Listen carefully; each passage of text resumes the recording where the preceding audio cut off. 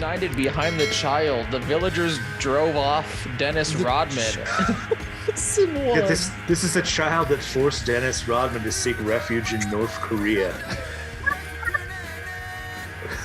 Folks, welcome to Werewolf Radar, the world's premier paranormal preparedness podcast. My name is Jordan Dahl. I am Nate Balding. I am Roger Norquist, and thank you to all the new patrons and new subscribers. Hell yeah. Today's episode of Werewolf Radar is brought to you by Monstroko Safe Auto Insurance. Prorated auto insurance based on the date you will crash and die. Pay as little as $9 a month while you still have time. Monstroko Safe Auto Insurance. What the fuck? So, like, they can get you real cheap auto insurance, but... Yeah, you're gonna die tomorrow.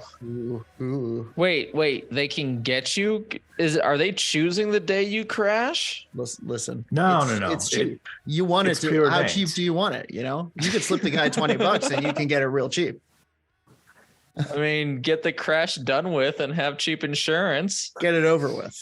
You will die. Oh. Yeah. But there's a product for that too.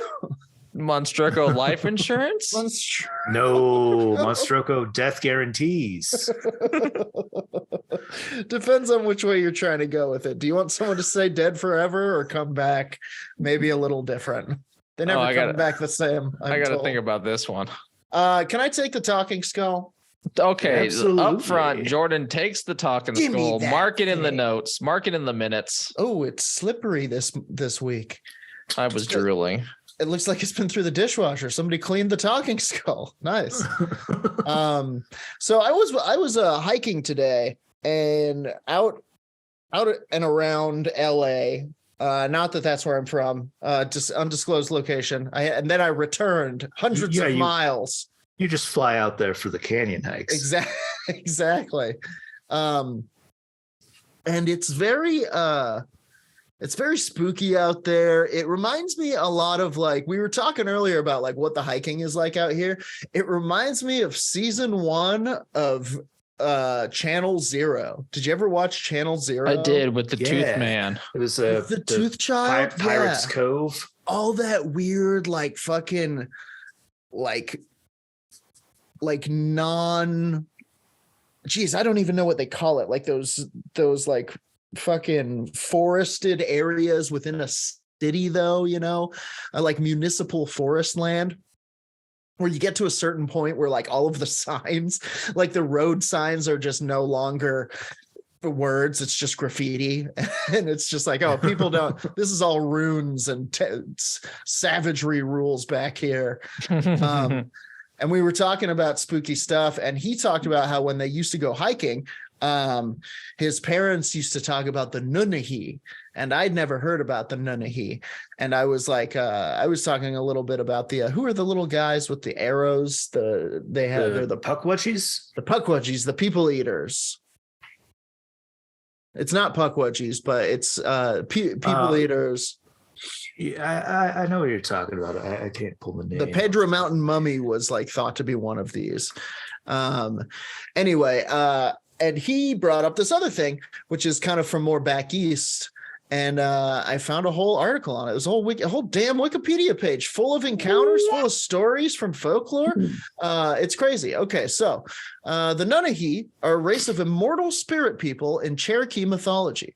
In the Cherokee language, Nunnehi literally means the people who live everywhere, but it is often translated into English as the people who live forever, or simply the immortals. Wow. Pretty sick. Like that show. Nope, not like the Marvel property that didn't do well at all. Oh, what about the CW show that did really well? Oh, that's Legacy. The sequel to Vampire Diaries or whatever. Yeah, featuring the immortals. Cherokee believed the Nunnehi to be a type of supernatural being completely distinct from ghosts and nature spirits, as well as from gods. In this sense, the Nunnehi, along with the Yunwi Tsunsti, or little people in the Cherokee language, are the Cherokee equivalent of fairies in traditional European folklore. The belief in fairy-like beings is universal among all ethnicities, including all American Indian tribes. So this is kind of, the Nunnehi are sort of like, you know how sometimes you hear about the fairies as being like wee folk, and then sometimes you'll hear about them being like a fairy maiden was married to a Scottish prince, and they seem to be kind of the same size as people, that kind of thing. Anyway, according to Cherokee folklore, the Nunnehi had many underground townhouses throughout the southern Appalachian Mountains, and they were particularly fond of high mountain peaks where no timber grew. Hunters would often hear the Nunnehi in the mountains singing and dancing and beating drums. But when they would go toward the sound, a good time. Yeah, they're partying up there. He's got a townhouse. I mean, my God. When they would go toward the sound, it would shift about and suddenly seem to be coming from behind them. Sound familiar? Powers of deceit, powers of deception, illusory sounds. These are all kind of a fey trait. Yeah. Trait. So that the person would never be able to find where the sound was coming from. And then we go into some kind of accounts from folklore. It's pretty cool. So this is The Dance at Nunnehi is what this is titled. The Nunnehi only appeared to humans when they allowed themselves to be seen. When they did, they looked and acted just like other Cherokee. The Nunnehi were very fond of music and dancing, as are the Cherokee. One of the stories about the Nunnehi tells about 4 Nunnehi women who came to a town called Nunnehi and danced with the young men for hours. Nobody knew that they were Nunnehi women. Everyone thought they were just women from another village or town. As the women were leaving the dance, a group of men standing outside the townhouse watched the women walk down an open trail to Nunnehi River. When the women reached the river, they suddenly disappeared with no apparent hiding place. It was then that the men realized that the women were Nunnehi. Whoa. Yeah, that's a weird one. Yeah. What would you do if that happened? You saw a bunch of women disappear into thin air? After I can only assume fallen very smitten with them. I think if they had walked down to a river and suddenly were not there, I would probably call the emergency services and be like, I think they're there may be some bodies in this. I think there might be some bodies in this lake or river, and we need to get somebody down there.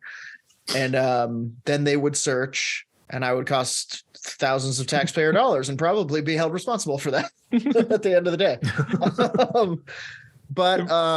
Ghost is your theory immediately. You're like, there's ghosts down there, or there's ghosts here, bodies down there. I'm calling it a ghost and going to bed. This next one is called Yahulah. The Nunnehi were very friendly to the Cherokee and often helped lost wanderers, especially during the winter. The Nunnehi would take the person into their warm townhouses until the person was rested and ready to return home. No. If the person chose to do so, a well-known story tells about a man named Yahulah who had become separated from his hunting party. Oh, ready to return home if the person chose to do so. My bad. His friends searched for him for a long time, but eventually gave up and returned to their village, grieving for Yahulah, who they believed was dead. The Nunnehi found Yahulah and brought him back to their townhouse to live with them. Yahulah became immortal and lived with the Nunnehi for a long time until he began to miss his friends and family. One night, Yahulah went back to his village to see his friends and family and told them what had happened. When they asked Yahulah to eat dinner with them, he said he could not, for he had eaten the food of the Nunnehi and could never again eat human food. Again, this is like European fairy lore. What does it do to your stomach that you can't eat human food? He told them that he had only come back to visit and that he would soon be returning to the Nunnehi. His friends and family begged him to stay, but he refused, telling them he could not choose death with his own people over immortality with the Nunnehi. Yahulah returned to the Nunnehi, but he continued to visit the Cherokee often. Okay. What you guys doing? Like it's been 100 years. I was thinking the same thing. Is like if he's immortal, I feel like he would go back and everyone would be dead, and he'd be like, "Hey, it's me," and they'd be like, "Who?" He must be sad. He would be very sad. But then he would go back to the Nunnehi, and I imagine that's like Wakanda. I imagine they live in like a techno paradise where he has like hoverboards and fucking, PlayStation 9 and shit. Right? Like, why wouldn't you want to return back to your society where you're familiar? Hoverboards and PlayStation 9. Yeah. PlayStation 9 is going to be wild. It'll just be an orb. It'll be a room in your house. Anyway. Like what PlayStation 9 Cheesebot's is saying. Inside your skull. Yeah. Like what Cheesebot's saying, though, in the chat, I also would probably take that as an option. Just visit society, not my friends and family. I would accept that they died. Perhaps I would kill them. Quite often. All right, pull it back. I quite often think about like I would like to remove myself from society and the world at large and live on like if there was like a space frontier program where they were sending people to like unoccupied planets to like stake them or whatever. I'd rather get to one of those occupied planets. I feel like I would do that. And this feels like a lateral move to that. Like go to the Nunnehi realm, live inside the mountain, sure. You don't have to deal with any of this shit. Fair. Yeah. Feels like it'd be a hell of a time. Okay, so this one says the Nunnehi protect the Cherokee before the removal in 1838. The Nunnehi often warned the Cherokee of impending danger and protected them in times of need. One of the most well-known stories about the Nunnehi tells how they helped the Cherokee before removal in 1838. Cherokee removal, of course, is part of the Trail of Tears, forced relocation between 1836 and 1839 of an estimated 16,000 members of the Cherokee Nation and 1,000 to 2,000 of their slaves from the lands in Georgia, South Carolina, North Carolina, Tennessee, and Alabama to Indian Territory. So when the Cherokee were forced to leave their homeland and resettle in Oklahoma, according to the story, the Nunnehi came to a Cherokee village and told the people to pack up their belongings and to be prepared to leave in 7 days to come live with the Nunnehi. Everybody, get your shit. We're gonna go live in the mountain. So I imagine there's your space arc, basically, right? Yeah, really, we're real. Taking off. Fuck these people. The PlayStation 9 hoverboard, Yahoo will be there. It'll rule. For a great catastrophe was about to happen, worse than anything that had ever happened before to the Cherokee. After 7 days, the Nunnehi returned for the Cherokee and led them to a large stone deep in the mountains. As the Cherokee watched, the stone rolled away, revealing an entrance into the mountain. Inside the mountain was the most beautiful place the Cherokee had ever seen, and many families rushed into the mountain without ever looking back. However, some of the people refused to enter and instead chose to stay outside and face whatever was about to happen to them. The people who remained outside were later forced to leave their homes and resettle in Oklahoma. The people who chose to live with the Nunnehi escaped the fate of their fellow Cherokee. According to the story, it is from this group of Cherokee that the small number of modern Cherokee who still live on their native land is descended. They just left some years later. They were like, so how did the catastrophe go? Oh, God. Yeah. Oh, geez. I'd like to get back in, please. PlayStation 9, please. They say, sorry, no dice. There are a bunch more of these kind of tales, myths of the Nunnehi kind of interacting with the Cherokee and helping them and or warning them. I'll give you guys one more. I'll tell you the titles of a few of them and then we'll move on. Huh? Okay. Sure. Okay. So we have the removed townhouse. We have the Nunnehi of Hiwassee River, the Nunnehi Warriors of Niquossee, the Nunnehi defend Franklin, North Carolina, the abandoned Nunnehi townhouse, or the Nunnehi and Cherokee folklore after the removal in 1838. Ooh, I think the last one are the Warriors for me. I was thinking Warriors. We got to learn about these Warriors. The last one is kind of just like people still talk about them. Oh. Warriors, Nunnehi. Okay, the Nunnehi warriors of Nikwasi. The Nunnehi sometimes assisted the Cherokee in times of war. Sweet. This is what I hoped it was going to be. It was them like summoning the Nunnehi. Mm-hmm. like a Knights of the Round spell. Like Return of the King. Yeah. you get your sheep running in a circle 13 days in a row. Yeah. Summon a Nunnehi war party. 16 days now, Nate. Army. 16 days. One of the most well-known stories about the Nunnehi is how they fought alongside the Cherokee when their land was invaded by a powerful unknown tribe of American Indians from the southeast. Nikwasi was the most ancient settlement of the Cherokee, and the invading tribe attacked Nikwasi one morning just before daybreak. The warriors of Nikwasi fought back, but eventually were overpowered. A stranger then appeared and told the Nikwasi chief to retreat, and that he himself would fight the enemy. Holy shit. You know, he's got like a fucking Predator shoulder cannon. He's got Wakanda tech. He's like, I'll take care of this. Don't worry about it. Kratos from Nunnehi. Fully. The chief did as he was instructed, believing the stranger to be a chief from another village who had come with reinforcements. The mound at Nikwasi then opened up, and hundreds of Nunnehi warriors poured out and began to approach the battlefield. When the Nunnehi warriors reached the invading tribe, they became invisible and slaughtered all but a few who had surrendered and begged for mercy. This is literally the scene from Prey. Amazing. Good pick, guys. The Nunnehi told the invading tribe that they got what they deserved for attacking a peaceful tribe and sent them back to where they came from, Florida probably, so they could deliver the news to their people and warn them to never again attack Nikwasi.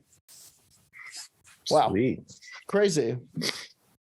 So there you have it. The Nunnehi are kind of an invisible, superpowered warrior folk of the American Northeast. Native lore. Yeah, indeed. I'm playing God of War right now. So you saying Kratos really struck the bell, and I'm like, yeah, they're totally like some kind of Asgardian or like light elf warrior. I dig it. It kind of fits the elvish mold. It is. It is wild. I always get so excited when I see these like parallels between folklore from completely commonalities among myth. Completely different parts of the world. It's like, okay, is this just something baked into our experience as a human being? Is this something we seek answers for? Or is it the same because it happened? It happened to both of them and all of them. Anyway. What's the true history of mankind? The true history. Nate, you or I, who holds the talking skull? I chuck the slippery, very clean talking skull. I can go. All right, I'll end with a werewolf sighting at a few werewolf sightings at an Air Force base. Great, cool. They're increasing. They're increasing exponentially. Sick. Did you see Herschel Walker talking about vampires and werewolves? He knows the truth. I certainly did.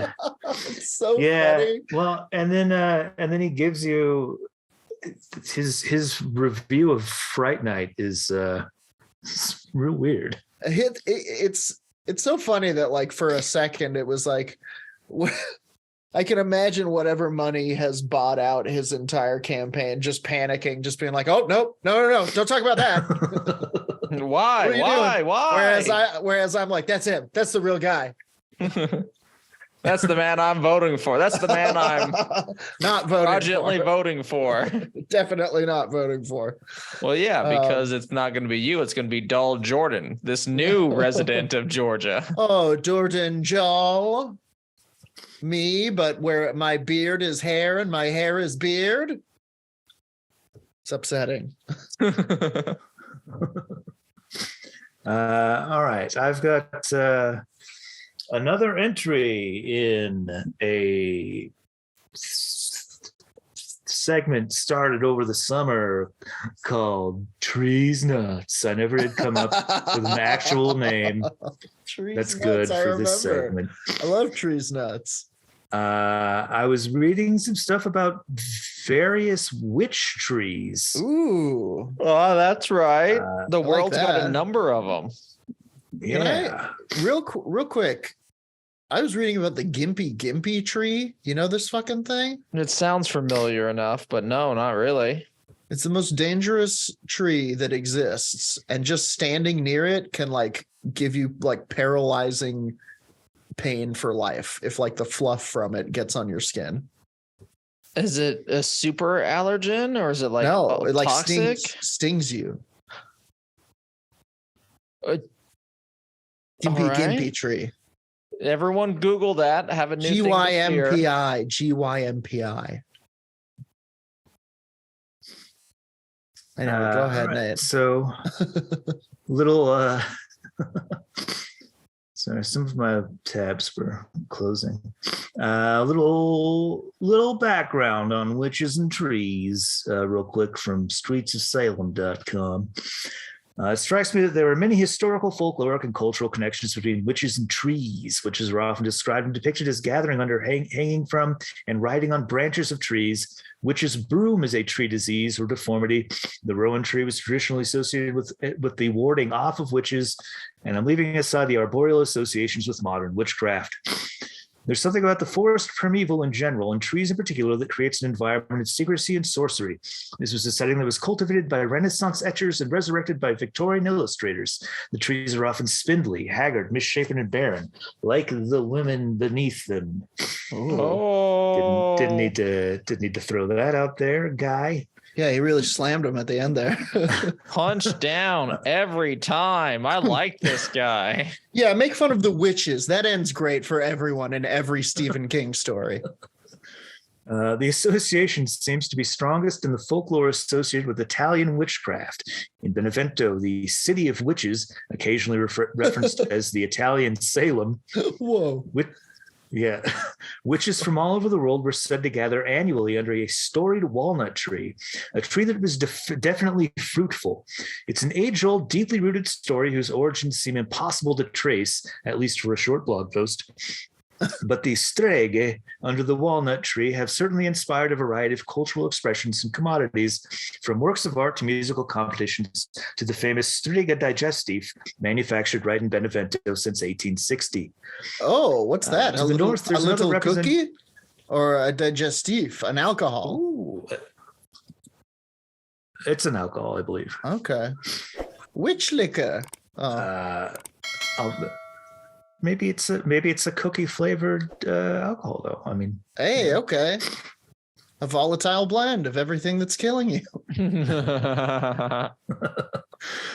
To the north, there's another representation of witches gathered under a fertile tree, a famous mural of Massa Maritima, dating from the mid to late 13th century and uncovered in 2000. Situated on a wall in the town center enclosing the communal fountain of abundance, this tree bears strange fruit, phalluses which the women below are picking and gathering. The discovery of the, quote, obscene mural was shocking for some, and its subsequent cleaning remains controversial, but not to anyone who has any familiarity with the Malleus Maleficarium, a practical guide to identifying, detecting, and prosecuting witches, which we all know. Due to its sheer popularity, which is evidenced by many editions and translations, most historians believe that the Malleus contributed to the open debate, or to the intensification of witch hunting in the early modern era, though its exact role is open to debate.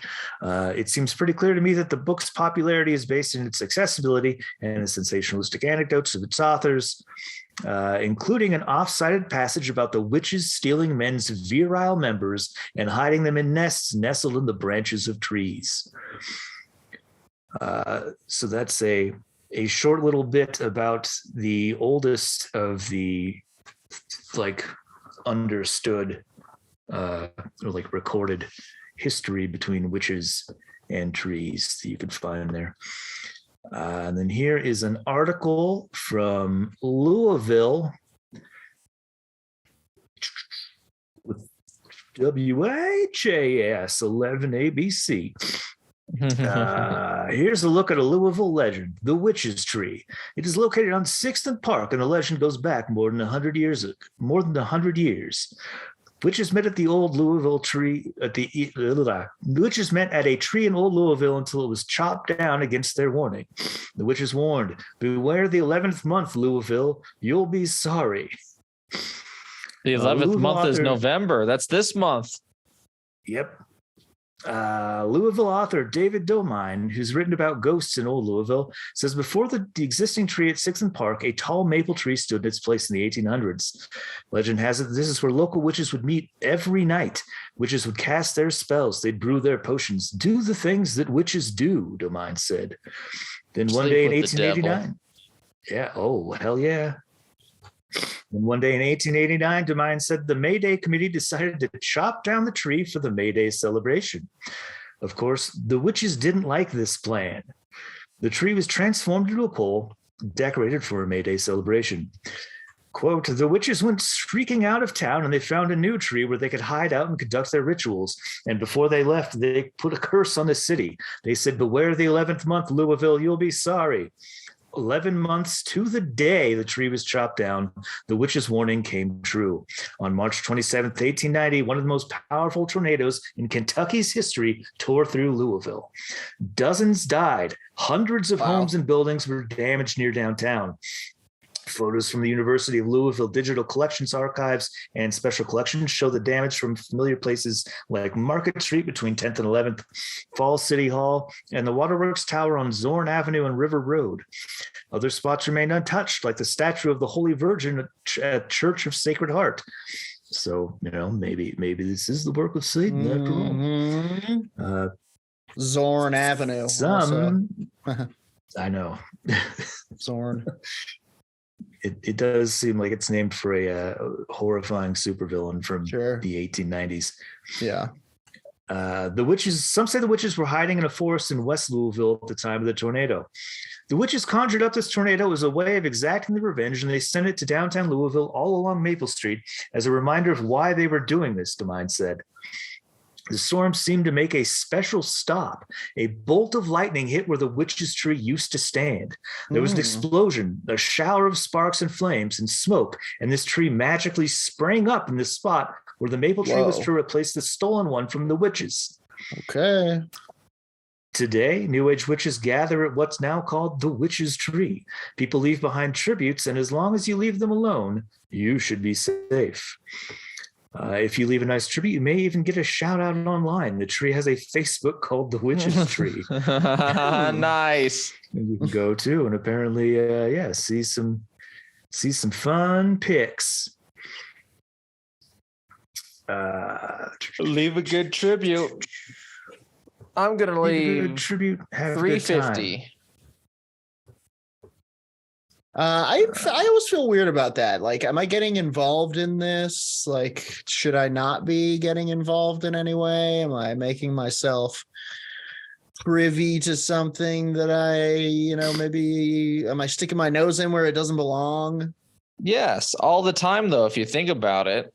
There's ghosts around you everywhere. You're constantly walking through a ghost, and sometimes you get them attracted to you. Can you see them? No, you're good right now. Right behind me? No, you're good. All right. Here's another one. This is from Grand Portage, Minnesota.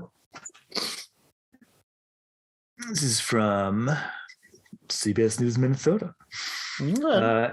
A twisted, gnarly old cedar tree has inspired centuries of wonder and mystery in far northeastern Minnesota.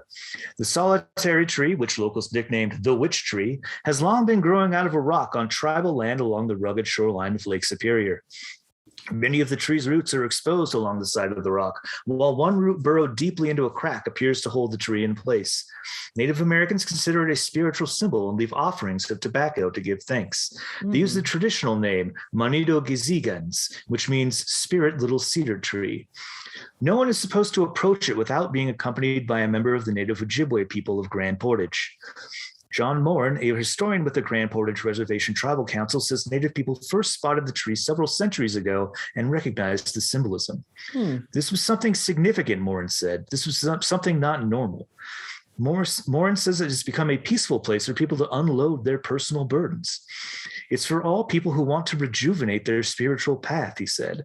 Travis Nowitzki is a tribal member and professional photographer who has long been fascinated by the unusual sight. You've got this tree that's growing out of the rock for at least 400 or 500 years, Nowitzki said. And just to stand in the presence of something that's living, that's that old, to me is mind-boggling. And it is weird. It's just this one tree on this outcropping right on the lake. Wow. Nowitzki's been capturing images of the tree for years along a rugged shoreline that's often battered by extreme weather. I think it has to be pretty tough to not only be growing where it is, right out of the rock, but to be so exposed to the elements here, he said. My favorite thing is to come down at night, whether it's for lightning, northern lights, stars, moonlights, or star trails. Many Native people see symbolism in the fact that the tree's clearly had a rough existence, off on its own, apart from the others. It's hard to walk that road, that straight road, Morin said. And I think that's what it's trying to tell us, that it's going to be very hard. You've really got to hold on to your sacred ways. Morin says there's no official documentation of the year the Native people first spotted the tree, but there are reports that a French explorer wrote about it in the 1730s, describing it at the time as a mature tree. As long as we honor it, take care of it, respect it, we believe it'll always be here for us, Morin said. The tribal council used to allow open access to the site before there were problems with vandalism, of course. Some people even tried to take a piece of the tree, apparently think it would bring them good fortune. It did not. No. And then I've got one last witch tree. This one is in North Carolina. The headline here is "The Legend of the Witch Tree in North Carolina may send chills down your spine." Every once in a while, history and legend collide to produce a spine-tingling tale worthy of retelling again and again. Such is the case with the little-known yet locally famous witch tree in North Carolina. Sit back and prepare to wonder if this tale is true. Then just how in the world did we live in a time when this could have happened? The tale begins in the Hatteras Island community of Frisco, located between Buxton and Hatteras. To this day, you'll find a tree here. It's called the Cora tree. It's enormous and hundreds of years old. As the tale goes, shortly after the Salem witch trials, a woman and her infant child arrived in the Frisco area. By all accounts, it was just the two of them, and they were always together, as the woman had no one to help with childcare. The legend includes tales of how the woman, whose name was Cora, set up house in a makeshift hut well on the outskirts of the populated areas. In speculation, we'd think this was for protection or even privacy, but that's not what the townspeople thought. What did townspeople think, Nate? They thought Cora had something to hide. After Cora's arrival, strange things began to occur in Frisco. While Cora and the baby were in town one day, a little boy stuck his tongue out at her baby and made it cry. A few days later, the boy got very sick, and word is he almost died. Whoa. That's some tongue stick out. Yep.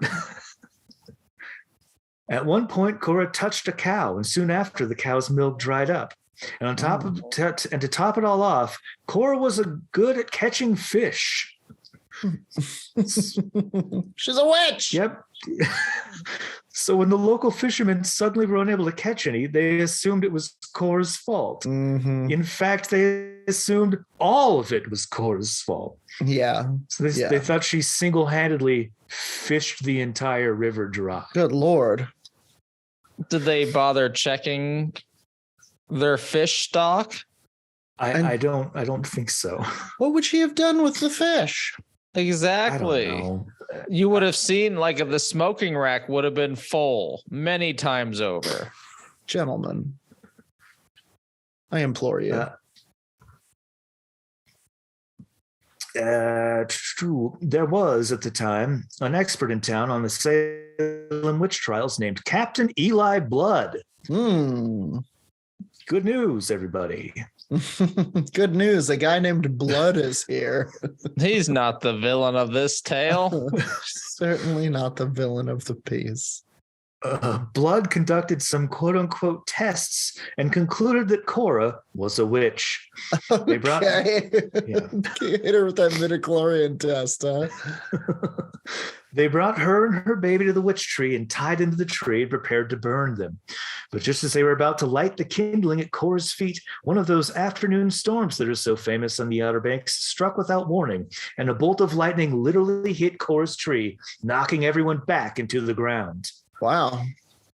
The lightning literally cut a hole in the middle of the tree, a hole that's still there. And when the smoke had cleared and everyone got their bearings again, Cora and the baby had disappeared. The only thing left behind was her name, which had been carved into the tree. If you look closely today, you can still see it there carved. They wrote that sentence badly. But you can still see her name where it had been carved hundreds of years ago. Oh, I don't know what to think about that one. I think Cora might be a witch. The legend of the witch tree, also called the Cora tree, is one that shouldn't be dismissed. It's quite the story and quite possibly true. Every word of it. Oh, good Lord. But yeah, that's some stories about some witch trees for you. Wow. And this installment pretty of cool. Trees Nuts. Fucking hell. Bravo. Okay, give me that talking skull. Let's wrap up this episode. I'm gonna do a little bump and set and send that skull over the net to you. Spike it. So I've gone down on it too. A rabbit hole from the debrief. Oh boy, you're not supposed to be chasing those rabbits. And I found something called the RAF Alconbury Werewolf. Okay. This is the Royal Air Force, that is? This is Royal Air Force. Mm-hmm. Royal Air Force Alconbury, located in Cambridge, England, has had more than its fair share of strange occurrences. However, in the 1970s, it seemed to have quite a werewolf problem. Lord. Well, I mean, so this werewolf, anytime you get a werewolf, it's quite a problem. There was a real werewolf spike in the 70s. They were having a real renaissance. They sure were. At this base, they also have ghosts, UFOs, all sorts of attention. But we're talking about the werewolves right now. Okay. And for that, I'm at a website entitled johnnifton.com, where he has collected 4 werewolf encounters that happened during the 70s. Wow. And they are very interesting. Okay. Is this all the same base? This is all the same base as of a creature being called the RAF Alconbury Werewolf. Wow. I've never heard of this. I'm really excited. And this can all be found in the book Haunted Skies, the Encyclopedia of British UFOs, Volume 5, 1972 to 1974. Are you sure it's not Haunted Skis? Let's do that one today. Next episode, we'll do skies. Okay. So in Haunted Skis, the Encyclopedia of British UFOs, we have, and that was collected, collected by John Hansen and Don Holloway. And this is from a mechanic working at the base, carrying out some work on an F-5 aircraft parked on the runway, a job that should have been completed in an hour. When he failed to make the telephone call requesting a lift back from the hangar, a search went out for him. They found him and this is about someone who encountered this creature. They found him sitting in the aircraft, as white as a sheet, with the canopy closed. I asked him many times what it is he had seen, and he declined, saying that it had frightened him so much that he refused to go anywhere near that location again. Wow.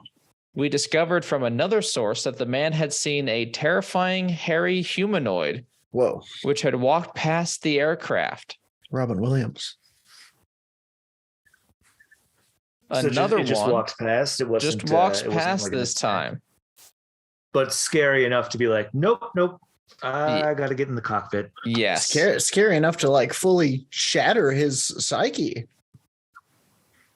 They also heard of an incident involving two mechanics working on an aircraft parked on the north side of the base, one of whom was so frightened by the appearance of a strange hairy creature that he jumped into the cockpit and refused to get out for some time. It seems like they just are jumping in the cockpits, which I guess would be the only safe place you could hide. Sure, unless the werewolf gets in the cockpit with you, and then we have a werewolf flying a plane, and that's, a whole different novel. So we have those two reports. I mean, I think if the werewolf gets in there, you just hit the eject button. Nice. And nice. Hilariously launch them into the air. We have those two reports. There's also a report that I found that said that the creature... a man who went by the name of Wes claimed that he was stationed at this Air Force base, and he alleged his run-in with the werewolf while in a secure weapons storage area. Although frightened of the beast, which he described as bipedal, 5 feet tall, hairy with a flat snout and large eyes. Flat snout, huh? This is a dog man more than a werewolf, Yeah. perhaps. Yeah. He never once considered using definitely a fire. rules out Bigfoot, which is nice. Yes, he never considered using the firearm he was holding. He stated that he felt no doesn't aggression. Have any silver bullets in there anyway. Like he he's stated, just gonna piss it off. He stated that there was no aggression from the animal, like it wasn't snarling at him or anything. It took off toward a deeply wooded area next to the base. Following the encounter, Wes claimed a short obsession with contacting the creature again.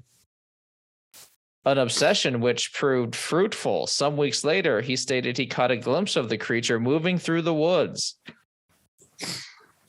There's also a report of a mechanic who was scared into a trunk in the hangars, a large human-sized empty trunk or container. And when they found him, there were claw marks on the container. Whoa, crazy. Whoa. Some more firsthand accounts, though. Sergeant Randy Lee and Jackson, one night while on patrol with 2 of their dogs, they saw some movement near the towers and called the main gate to check if any workmen were still on site. As they approached the tower, they came face to face with the hairy creature. The dogs stopped in their tracks, absolutely terrified, frantically trying to get away.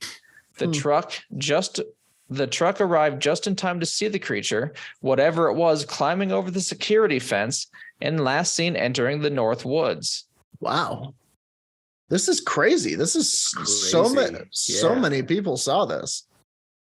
One foggy night, this is another one. One foggy night, my father received a radio call. There was an intruder within the perimeter. He tore out in his truck and sped towards the scene. Seeing a figure in the fog, he pulled over, thinking it was one of his guards. He rolled down the window and screamed at in full in the face by. He rolled down his window and was screamed at full in the face by what can only be described as a man-like bipedal creature. Man wolf. My father nearly wet himself in fear. Yeah. Could you father almost wets himself. Could you imagine? I don't think I would be the same. I think I would be a different person for at least a few months. You would have actual evidence from your own eyes that the werewolves are fucking real. Truly. Sometimes I think about in horror movies, there comes a point where I'm just like, well, that would be it for me. My mind would shatter at that point. And I was watching Drag Me to Hell, which fucking great movie. But for like, first of all, the kid at the start, he didn't deserve to be dragged to hell. He was a little boy. He was 6 years old. Come on. Come on. What are we doing? Look, you know what? You crossed some lines. But he even gave it back. Man. He stole a necklace and he even tried to give it back. And the gypsy lady was like, sorry, I already summoned it. Do you know how hard it is to unsummon it? And he got dragged screaming to hell. Anyway, but there's a point in that movie where she's getting thrown around her kitchen, and I was just like, that would be it for me. I would sit down and just have soup for brains for the rest of the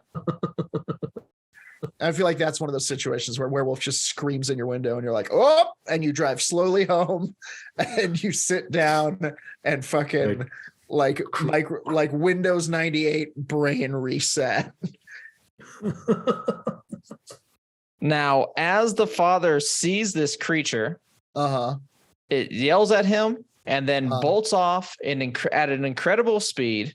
And the father drives after it. Within moments, he sped past another one of the guards, or the creature sped past another one of the guards. My father and these men witnessed the creature make a fantastic running bounds across the grounds before leaping over two tall, well-placed barbed wire fences. Good Lord. In single bounds, each one. Yeah. Yeah. I mean, this thing's got I assume when they say it's climbing the fence, it's jumping, because these are probably 10-foot tall reinforced fences. Sure. And like Jordan said, it seems that especially in England during the 70s, there were a lot of werewolf sightings. Shape-shifting. It seems to be a thing. I read a lot of stories about people spotting what appears to be cats specifically. People see people changing into cats and werewolves. And alligators sometimes. And occasionally alligators if the weather's nice. Yeah. But that's my segment. I've seen movies with all three of those monsters. At the same time, some plot. Well, that's my segment. Say hello. I'm trying to find the base name. Alconbury werewolf. Nice.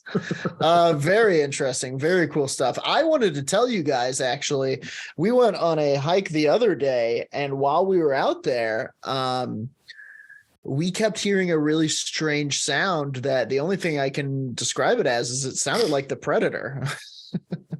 Oh. It sounded like a clicking to the point where I was Googling like clicking calls in my area to see if I could figure it out, and I didn't find anything. So I'll keep looking. But something that jumped to mind. You don't think it's the Runyon Canyon clickety? Something just the rebobs, man. They come to take me away. Haha. Here we go. Clicking sounds in the hiking trail. How to fix spike creaks and squeaks. All right. Well, the first one did not go. How to fix? Get a gun. It could be a grasshopper or the Predator. That's really the question there. Somebody's one video suggested crows croak. It might have been there's like a station up there. It might have actually been like electronic, but I'll do some research. I'll see if I can figure it out. But I also thought about people who have reportedly witnessed raptors out in the wilderness in North America, you know. This is where we find their fossils. Perhaps a breeding population survives to this day. Little dinos. Well, the Kentucky Raptors. But I also considered for a second, if you saw a turkey without its feathers, it would look pretty fucking dinosaur-y. It is already. Yeah, they're terrifying and way bigger than people think. Did I tell you I thought I told you guys I saw a turkey walking by one day at work. No, that's... Just weird. Around in the street. It was fucking you in the work street. In the city. This was like a while ago, and then I just found out like a month ago that there's a man with a bunch of turkeys, and sometimes they get out. You can't control turkeys.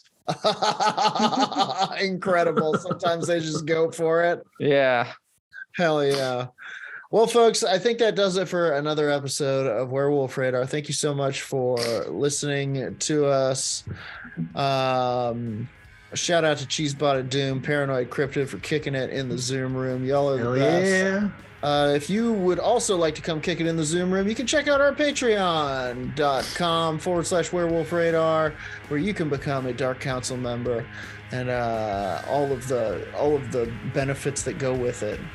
There's a whole different level of paranormal preparedness that we give to the Dark Council members that the people on the street aren't getting, because there's only so much room in the bunker. You understand? You understand. We're elitist. we support the Dark Council member only because they support us. They support us. And the Pingos we also support. And that's true. That is true. But in the end, there's only so much room in the bunker.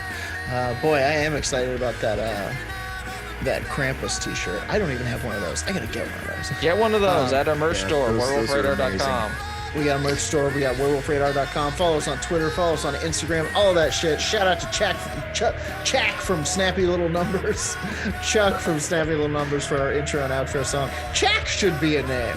Somebody should be called Chuck. Until next time, our sign-off line on the count of 3. 1, 2, 3. Punch the sky! Punch the sky, Spaceman Joe!